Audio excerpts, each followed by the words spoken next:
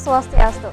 Halo pemirsa, selamat pagi. Bersama saya Fitria Sinta, kami hadir dengan sejumlah informasi menarik di antaranya. Arus balik di Bandara Ngurah Rai Bali diprediksi meningkat.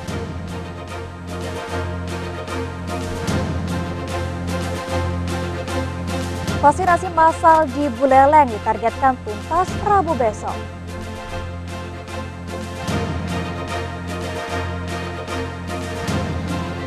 Persiapan Pemprov Bali jelang pembukaan pariwisata internasional pada Juli mendatang.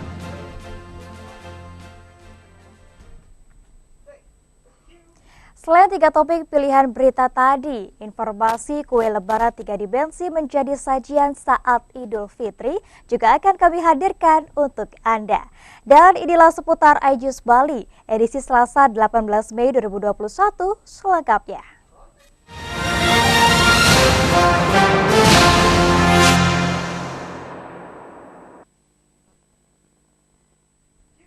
Pemirsa, diberlakukannya aturan larangan mudik tahun ini membuat aktivitas arus balik lebaran melalui Bandara Ngurah Rai terpantau lenggang pasca libur panjang lebaran. Tidak terjadi lonjakan arus balik meski lalu lintas penumpang di terminal keberangkatan maupun kedatangan terpantau meningkat.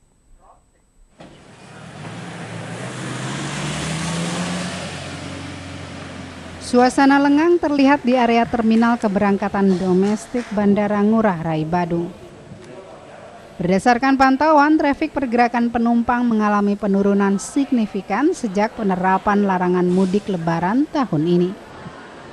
Dari data arus balik lebaran 16 Mei kemarin, penumpang yang meninggalkan Bali menuju sejumlah kota tujuan hanya berjumlah 1.112 penumpang dengan menggunakan 11 penerbangan. Sedangkan untuk trafik penumpang yang masuk ke Bali melalui terminal kedatangan domestik hanya 535 penumpang yang menggunakan 10 penerbangan. Meski pergerakannya sangat minim, trafik penumpang tersebut menjadi yang tertinggi sejak pemerintah memberlakukan penerapan larangan mudik. Sebelumnya lonjakan di terminal kedatangan domestik sempat terjadi pada 12 Mei 2021 atau sehari jelang Idul Fitri yang mencapai 1.012 penumpang. Pihak pengelola Bandara Ngurah Rai menduga turunnya pergerakan penumpang untuk arus balik lebaran terjadi karena ketatnya persyaratan penerbangan selama penerapan larangan mudik hingga membuat calon penumpang menunda keinginan menggunakan jasa transportasi udara. Terjadi penurunan trafik penumpang, baik trafik penumpang dan pesawat. Pasti tentunya ada penurunan. Itu berapa persen sampai saat ini? Kalau dilihat dari realisasi rata-rata bulan April dibandingkan juga dengan planning PAX maupun planning flight-nya pada hari ini, turun sekitar 80 sampai 90% penurunannya. Artinya sangat drastis sekali, Pak ya? Oh nggih, tentunya sangat drastis sekali penurunannya. 80 sampai 90%. Meski trafik penumpang mengalami penurunan, penjagaan ketat dengan melibatkan puluhan personel polisi bersenjata lengkap tetap diberlakukan selama penerapan aturan larangan mudik lebaran. Selain pengamanan dari aparat, petugas bandara secara ketat juga melakukan pengecekan terhadap pelaku perjalanan non-mudik. Dari Badung, Bagus Halid, iNews melaporkan.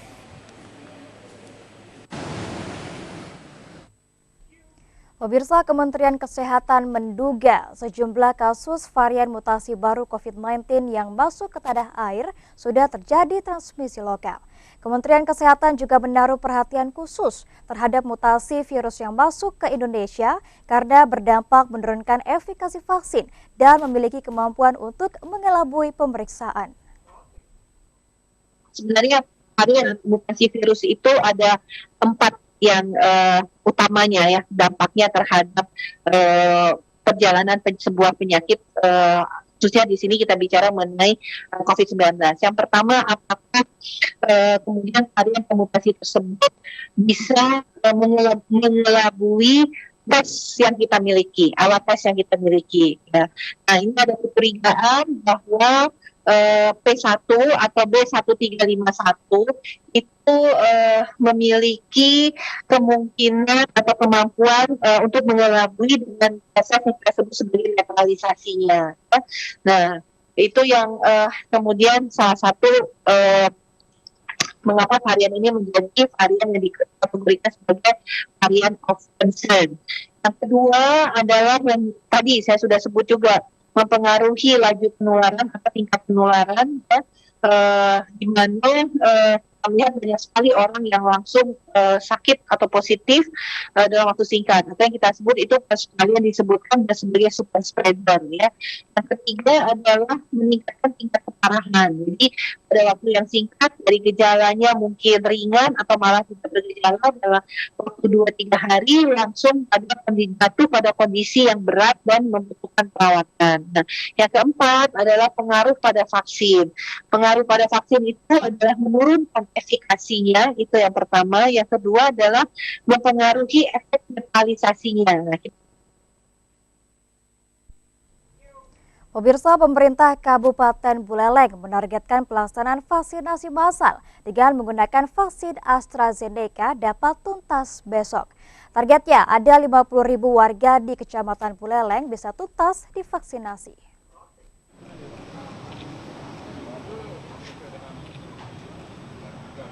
Pelaksanaan vaksinasi massal di Kecamatan Buleleng ditargetkan pemerintah daerah dapat tuntas pada Rabu 19 Mei mendatang. Digelar di 29 titik, kegiatan vaksinasi menggunakan vaksin AstraZeneca pun terus digenjot menyasar 50.000 warga di Kecamatan Buleleng. Sekda Bali yang juga Satgas Penanganan COVID-19 Provinsi Bali, Dewa Made Indra, saat memantau pelaksanaan vaksinasi, mengaku optimistis pelaksanaan vaksinasi di Kecamatan Buleleng bisa mencapai target yang telah ditentukan. Pemkab Buleleng juga dinilai telah melakukan berbagai upaya untuk mengajak masyarakat agar mau divaksin dengan angka persentase yang cukup baik. Dewa Indra juga menyebutkan sejauh ini penggunaan vaksin AstraZeneca aman dan tidak ada laporan keluhan dari masyarakat. Saya optimis tanggal 19 bisa selesai. Tadi kan ada gambaran dari Pak Sekda, hari ini vaksinasi berlangsung, ya kan, satu titik ada yang 200, maka saya punya keyakinan itu hari Rabu pasti sudah selesai semua. Karena hari ini kan masih suasana libur, banyak warga masyarakat yang masih rekreasi.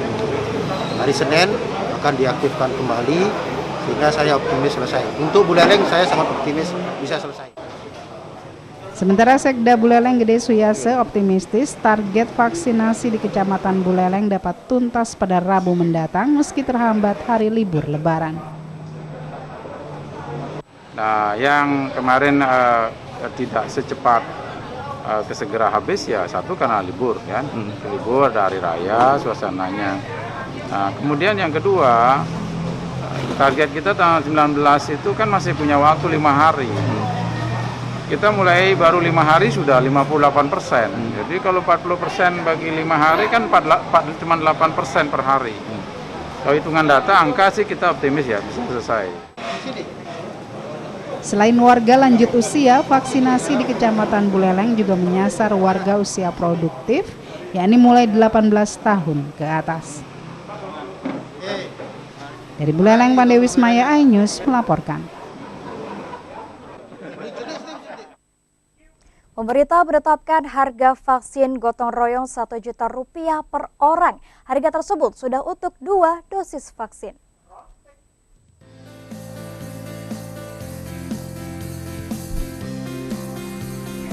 Pemerintah telah menetapkan harga vaksin gotong royong senilai Rp375.000 per dosis dengan penyuntikan Rp125.000, sehingga total 1 dosis Rp500.000.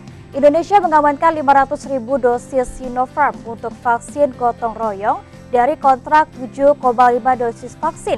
Sementara 5 juta dosis lainnya akan memakai CanSino. Vaksin gotong royong yang telah tersertifikasi BPOM dan MUI akan siap pada akhir Mei.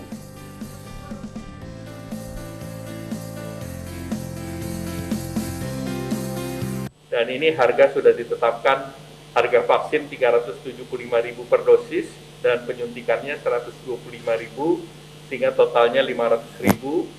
Dan vaksin lain yang akan digunakan adalah CanSino, dan ini sudah dipersiapkan 5 juta, dan tentunya vaksin gotong royong ini diharapkan sudah bisa dilaksanakan nanti sudah di akhir bulan Mei ini. Kemudian ini juga sudah memperoleh sertifikasi baik dari Badan POM maupun dari MUI.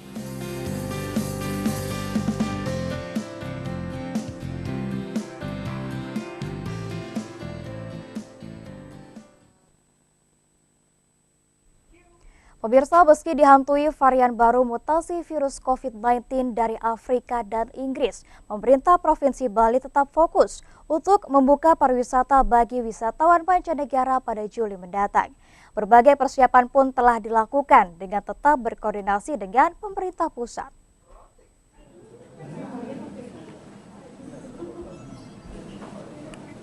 Di tengah temuan varian mutasi baru COVID-19 dari Afrika Selatan dan Inggris yang kasusnya sudah ditemukan di Bali, pemerintah Provinsi Bali tetap fokus dengan rencana untuk membuka pariwisata Bali bagi wisatawan mancanegara pada Juli mendatang. Koordinasi tetap dilakukan dengan pemerintah pusat dan saat ini tengah menyiapkan visa serta asuransi untuk wisatawan asing yang datang ke Bali.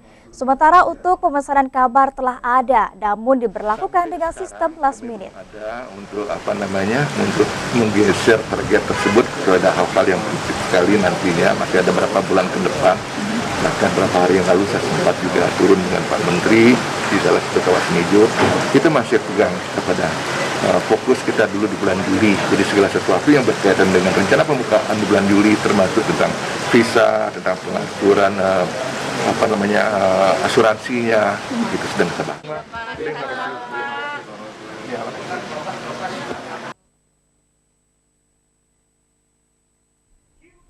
Ya, pemirsa, Pangdam Jaya, Majen TNI Dudung Abdurrahman menyebut 11 debt kolektor pengadaan kendaraan Babinsa tak menghargai institusi TNI. Pangdam Jaya juga telah berkoordinasi dengan Kapolda Metro Jaya untuk menindak segala bentuk premanisme.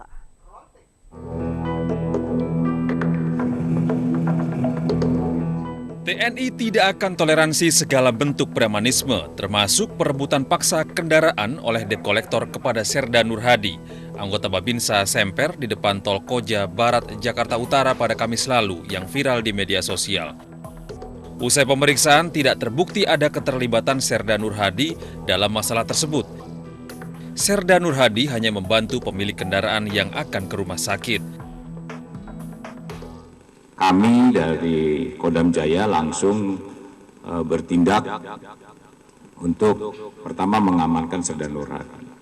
Kemudian kita proses Serda Nurhadi. Jangan sampai ada indikasi Serda Nurhadi justru ada kaitannya dengan pemilik mobil yang jelas-jelas tidak melunasi. Nah, setelah kita cek rupanya tidak ada kaitannya sama sekali. Karena betul-betul Serda Nurhadi hanya ingin membantu. Sangat disayangkan para debt kolektor tidak menghormati, tidak menghargai. Ada petugas di situ, anggota TNI. Meskipun perwakilan pelaku telah meminta maaf, namun proses hukum tetap berjalan di Polres Jakarta Utara. Di sini muatan Polres dalam hal ini Serse, Polres Metro Jakarta Utara ini akan menyampaikan bagaimana konstruksi perkara yang sebenarnya yang terjadi, di mana sudah ada 11 orang yang kita amankan, ya, 11 orang dengan perannya masing-masing yang sekarang sudah kita tetapkan sebagai tersangka dan sudah kita lakukan penahanan ke 11 orang ini. Sebelumnya, sebuah video amatir menunjukkan sekelompok orang diduga debt kolektor mengadang sebuah mobil di gerbang tol Koja Barat, Jakarta Utara yang dikemudikan Serda Nurhadi, Babinsa Kelurahan Semper Timur yang akan mengantar pemilik mobil ke rumah sakit. Debt kolektor mencoba untuk menguasai mobil yang dikendarai Nurhadi karena pemilik mobil menunggak pembayaran kredit selama 7 bulan. Dari Jakarta, Tim Liputan iNews melaporkan. Pemirsa, seekor kambing di Kabupaten Kulon Progo, Yogyakarta mencuri perhatian karena memiliki keanehan dan juga unik. Ya, selain memiliki 7 kaki, binatang pemakan rumput tersebut juga memiliki kelamin ganda.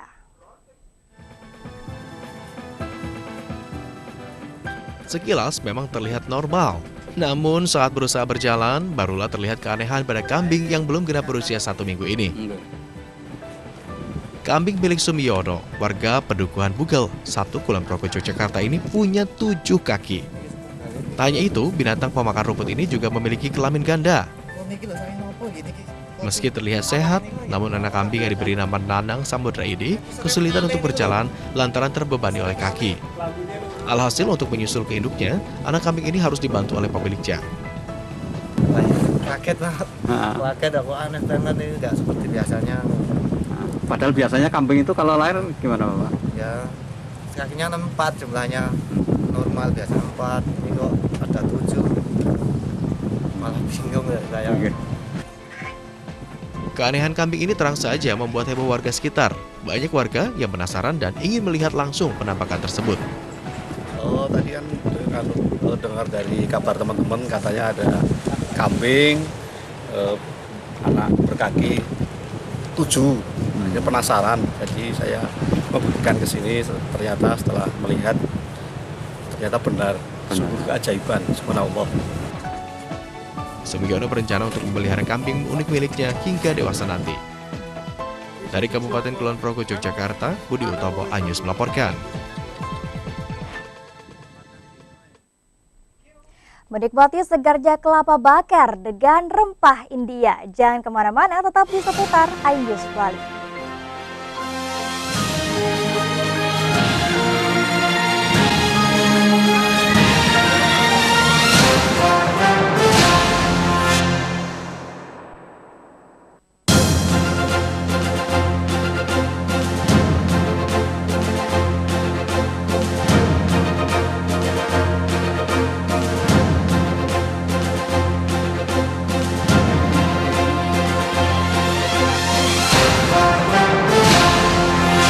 Jika ingin ditayangkan di televisi, ingat, tidak boleh mengandung unsur pornografi, unsur kekerasan, unsur sara, dilarang loh.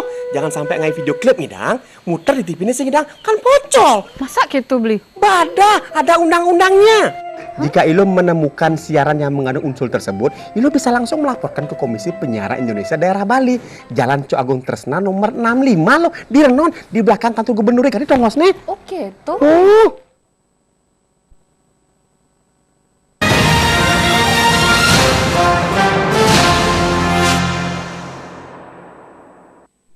Terkenal sebagai kota religius, masyarakat di kota Martapura tak asing lagi dengan yang namanya tasbih. Ya, tasbih menjadi salah satu pelengkap dan membantu untuk beribadah. Yang menarik di Martapura, tasbih terbuat dari buah atau kayu fukaha.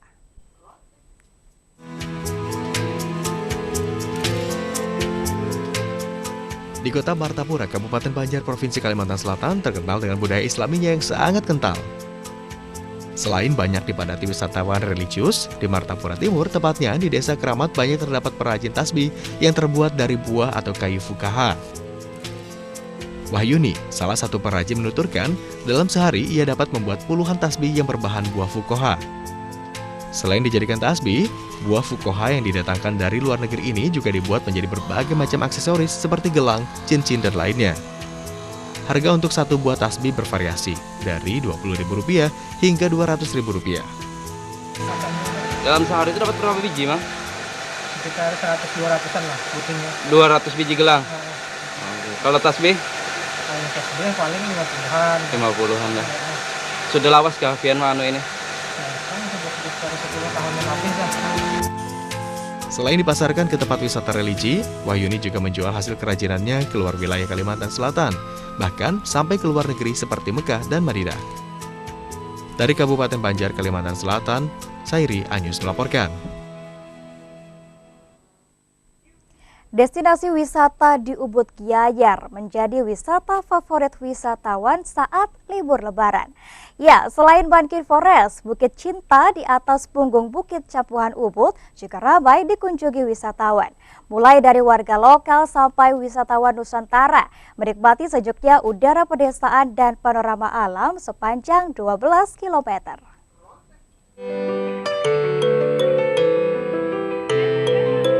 Mengisi libur panjang Lebaran, Bukit Campuhan yang berada di belakang pura Gunung Lebah Ubud Gianyar banyak didatangi wisatawan lokal maupun domestik. Dikenal dengan nama Bukit Cinta, objek wisata baru ini sebelumnya menjadi tempat para remaja menikmati panorama alam dari punggung Bukit Campuhan yang diapit dua aliran sungai, yakni Sungai Os dan Sungai Cerik. Namun sejak dibangun jalan setapak sepanjang 12 km dengan lebar 1,5 meter, mulai dari daerah Campuhan Ubud hingga Dusun Bangkeang Sidem Payangan, Bukit Cinta kini menjadi destinasi favorit wisatawan, baik saat pagi hari maupun sore hari. Selain untuk melepas penat, jalur ini juga difungsikan sebagai tempat olahraga oleh masyarakat sekitar.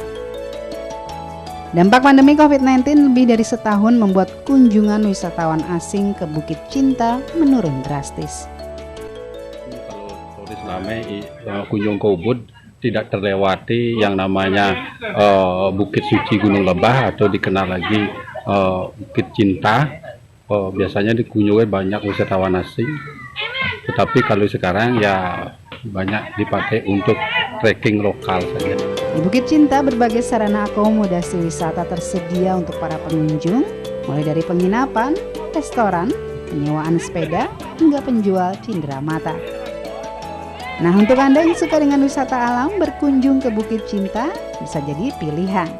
Namun, dengan tetap menerapkan protokol kesehatan ya. Dari Ubud Gianyar, Ketut Catur Kusumaningrat, iNews melaporkan.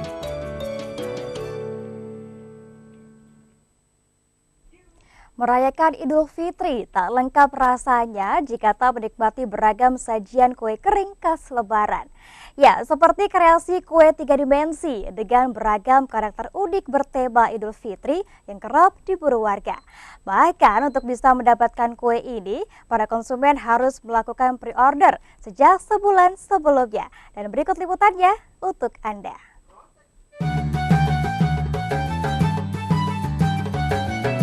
Inilah salah satu kreasi kue kering yang kerap diburu warga saat Lebaran tiba.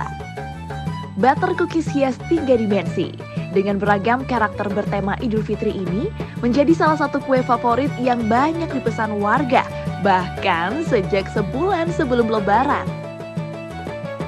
Untuk membuat kue ini tak terlalu sulit. Siapkan bahan-bahan seperti tepung terigu, mentega, gula halus, kuning telur, dan ekstrak vanili. Campur bahan-bahan tersebut satu persatu secara bertahap dan kemudian aduk menggunakan mixer selama kurang lebih 15 menit hingga adonan menyatu. Adonan lalu digiling hingga pipih untuk kemudian dibentuk dengan cetakan sesuai karakter yang diinginkan. Setelah itu adonan kue yang telah dibentuk dipanggang dengan suhu 160 derajat Celcius.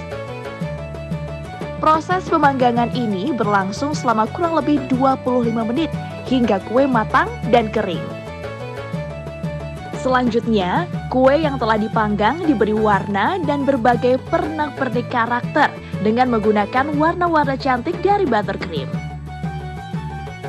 Proses ini cukup rumit karena pengerjaannya masih dilakukan secara manual, sehingga dibutuhkan ketelitian. Ya, tak sembarangan pastry chef bisa mengerjakannya untuk mendapatkan hasil yang sempurna. Setelah proses ini selesai, kue 3 dimensi dengan beragam karakter ini pun siap untuk dikemas. Menghadirkan berbagai karakter seperti muslimin, muslimah, masjid, beduk, hingga ketupat. Butter cookies hias 3 dimensi ini dijual mulai dari harga Rp60.000 hingga Rp70.000 berisi 3 hingga 5 kue. Pria yang pakai peci, terus ada yang pakai jilbab, terus ada yang masjid, kemudian ada bulan sama beduk. Jadi kan itu image-nya mereka di Ramadan gitu ya. Jadi itu sesuatu yang menarik yang bisa dibuat. Ya, saya sebenarnya beli ini buat hampers, saya dikasihkan ke ada teman kerja. Saya terus lihat di Instagramnya kok ini bentuknya lebih unik daripada kue-kue yang lain kan, biasanya cuma kue kering biasa. Ini ada gambar-gambarnya, motif-motifnya. Udah saya coba beli ke sini, lihat di Instagramnya, pesan lewat Instagram, terus saya berikan untuk hampers kepada teman kerja nih. Saat hari raya besar seperti Lebaran, permintaan butter cookies hias 3 dimensi ini pun cukup tinggi, mencapai ratusan box dari konsumen yang melakukan pembelian secara online. Selain dikemas dalam box, kreasi kue kering beragam karakter ini juga dijual dalam bentuk hampers dengan harga bervariasi mulai puluhan ribu hingga ratusan ribu rupiah. Dari Badung, Bagus Alit, iNews melaporkan. Jika lazimnya minum kelapa muda dicampur es dan gula, berbeda dengan sajian kelapa muda yang satu ini. Ya, kelapa muda bakar dicampur dengan rempah India pilihan. Selain segar, diyakini minuman ini baik untuk kesehatan.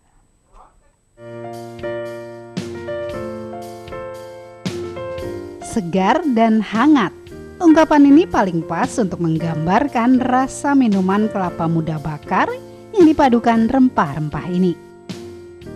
Ya, kelapa muda bakar rempah India. Minuman hangat ini dapat dinikmati di sebuah kedai di kawasan Jalan Olek Penarungan, Mengui, Badung. Untuk membuat minuman kelapa muda bakar ini pun tak mudah. Butuh proses yang lumayan, mulai dari pemilihan kelapa muda yang akan dibakar, hingga proses pembakaran kelapa yang membutuhkan waktu 3 hingga 4 jam.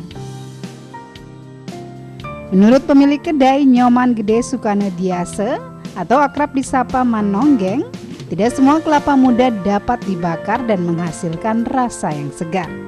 Untuk itu ia dan 2 pekerjanya pun harus selektif mencari kelapa muda yang bisa dibakar dan cocok untuk diracik menjadi minuman yang segar. Kelapa muda yang telah dibakar kemudian ditambahkan lemon, serai, jahe, madu, dan 12 jenis rempah India yang telah dikemas dalam 1 botol sebagai topping kelapa bakar. Selain memberi kesegaran, hangatnya rempah juga diyakini sangat baik untuk kesehatan. Belum pernah baru lihat. Pernah sih lihat di YouTube tapi belum pernah nyoba. Kalau kelapa bakar belum tahu khasiat asli. Tapi kalau kelapa, air kelapa bagus. Unik mungkin tertarik ya, karena belum pernah nyoba, nih kan coba pertama kali. Unik mungkin rasanya atau gimana gitu. Tempat lain sudah pernah nyoba? Belum, ini pertama kali di sini. Lain gitu loh, aneh gitu. Kalau anehnya apa? Nggak seperti kelapa gitu. Kalau ini rasanya berubah. Kalau biar kelapa kan ada asam-asam gitu ya. Ini lain dia. Kita sama-sama di iklim tropis, jadi saya yakin sekali tes itu bisa masuk di lidah orang-orang Indonesia, apalagi di Bali yang pelanggan saya jauh-jauh dari Nusa Dua, dari Kuta pun balik sampai 4 kali 5 kali. Dengan ramuan yang kita bikin di dalamnya itu. Dalam sehari Manonggeng mampu menjual 75 hingga 100 buah kelapa muda bakar yang dibanderol dengan harga 10 hingga 20 ribu rupiah per buah. Selalu ramai pembeli, omzet yang dihasilkan dalam sehari pun mampu mendongkrak perekonomian keluarga, bahkan bagi 2 pekerja yang membantu usahanya usai terdampak pandemi. Dari Mengui, Badung, Indira Ari, iNews melaporkan.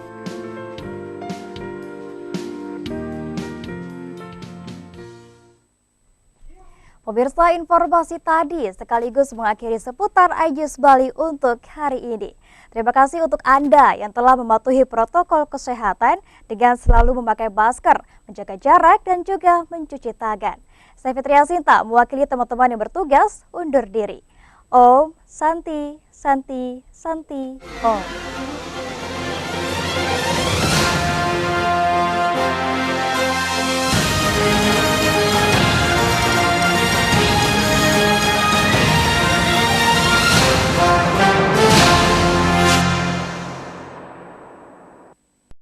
Aduh, anak-anak jam segini masih nonton.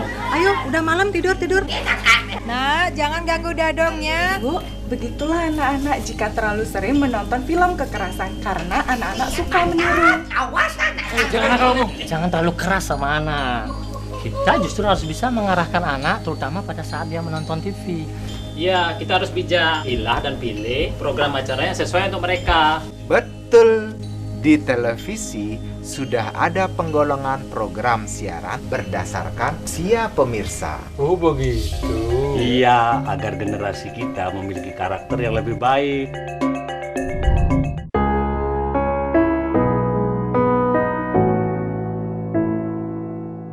Saatnya kita semua tuh renungi ini dan cobalah pastikan mengerti. Lihat kembali ke dalam diri sendiri kesalahan yang kita lakukan. Kita manusia mungkin hanya bisa menyesal karena semua telah terjadi.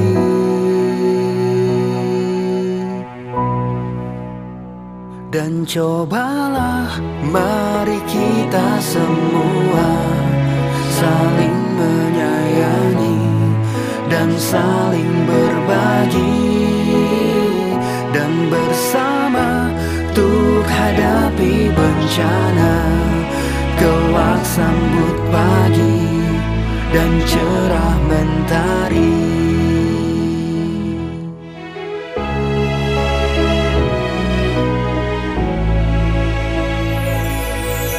Yakinlah semua ini bisa dilewati dengan cinta dan hati nurani.